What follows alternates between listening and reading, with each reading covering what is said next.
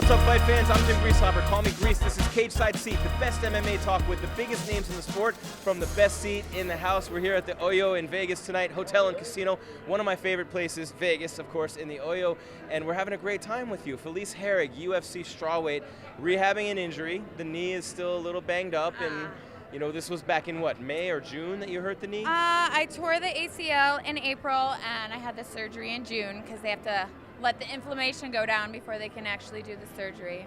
Don't you like it how guys like me just go, oh, she's got a little nick. You're like, no, I tore my knee in half. And No, people don't realize knee injuries are really bad. Yeah. And I didn't just have like a regular knee, so I completely tore my ACL, LCL, MCL, meniscus, so I got all that repaired.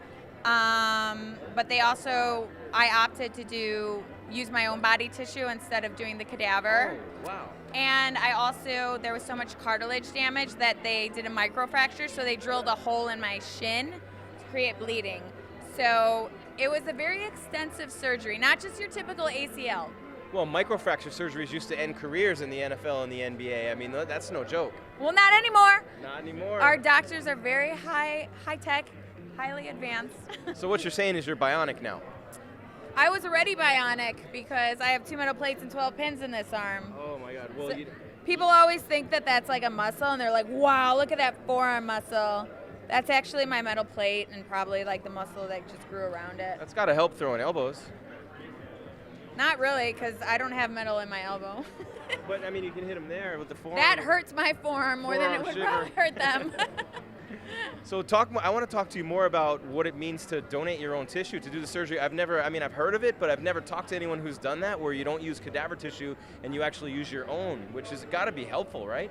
Well, I was told from my doctor that a lot of people reject the cadaver, which is very true, and sometimes you don't even know that you've rejected it until it's like you're already a year in. So using your own tissue, it's like your body knows it. It's not foreign matter, so you tend to heal a lot stronger and have less chances of re-injuring it.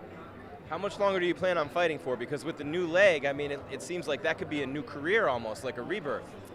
That's how I feel. Yeah. Sometimes you have to be away from something, and you have to have something taken away from you to really miss it and to like light a fire under you. Because I've been fighting for 17 years, Yeah. so sometimes it's hard to like keep finding the new baby motivation. Sometimes it's hard to keep finding new motivation, and now I feel like my motivation is that I haven't been able to fight. I haven't even been able to train. You know, I just started being able to do like jiu-jitsu technique again like last month. It's been 7 months. I tore it, well, it's been 7 months since surgery, so I tore it last April. So it's been a long time. So I'm just thankful to like it just feel like a little bit normal again. I'm wearing these little mini micro heels. I shouldn't be. I can help you there. There you go. I've still been doing yoga. I was gonna say, that's not the leg, is it? Yeah, that's the bad name. Wow. So I was gonna see how I could go with that.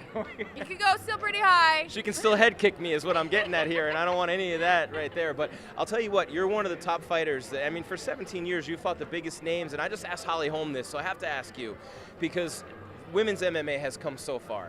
And not that it was ever bad to begin with, but the overall depth is, to me, like, the depth is what really has grown. Because the top people are always great, right? But there are so many girls out there now who are training from day one because of girls like you. That's got to make you proud. I feel proud to be, I hate talking about myself like, oh, I'm a pioneer. You know, You are, though. But I know that I am, and I feel like I've earned that right, and people say it to me all the time. So it's one thing if I was just like, oh, I'm a pioneer, but you know, I feel like I've paved the way and I've helped.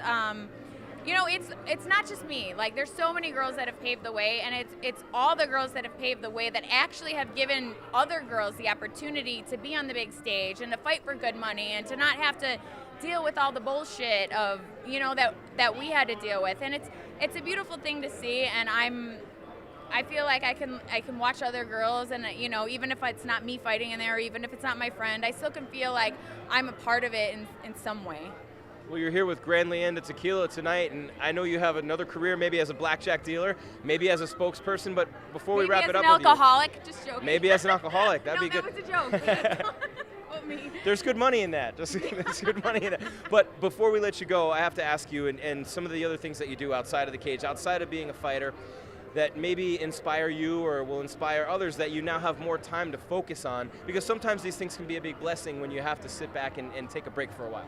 Yes. Well, actually, during my time off, my mom drove me to physical therapy every day. It was my driving leg, so I couldn't drive or go to therapy myself. I couldn't drive for like 12 weeks, so I got to spend a lot of time with my mom. I bought a house, which I never would have done, if I was in the process of always like constantly training and getting ready for a fight. I never would have gone through that. And I also do sign language. I've always wanted to do sign language since I was a kid, and so I've been taking lessons for the past 2 years, so I've gotten to do a lot more of that. And every Friday I go to sign language meetups in the area, and I get to talk with deaf people. So that sounds like a lot of fun, and you're still smiling the whole time. Good luck with the rehab.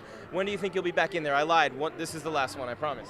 I'm hoping, and I've talked to my therapist and my doctor, I'm hoping for April, but I don't know if I'll be ready to start training full speed in April or if I'll be ready to fight in April. But I'm a little out of shape now. It's been almost a year since I've been able to train hardcore, so I gotta take into consideration the time of a training camp. Well, there you go. I mean, one of my favorite fighters, Felice Herrig. Thank you for taking the time with me here tonight. I think we might have even gone a little longer than Paul. Who's Paul? Paul who? Everybody thinks he's Conor McGregor or Cowboy Cerrone tonight, so it's all right. But I want to have 2 fights in 2020. That's what I'm hoping for. All right, we got it. Felice Herrig, we hope to see you back in there soon. Thank you very much. You get a hug. Thank you. Oh, no, you get a hug. That's a weak-ass hug. That's a weak-ass hug. Well, I got the mic in one hand, and my girlfriend's right there in my defense. The best MMA talk with the biggest names in the sport, from the best seat in the house, cage side seat with Felice Herrig here at the OYO Hotel and Casino in Las Vegas. Grand Leyenda Organic Tequila, the world's first ultra premium organic tequila. And when I say ultra premium, I mean ultra premium. Thank you for being here, guys. We appreciate it. Cage side seat.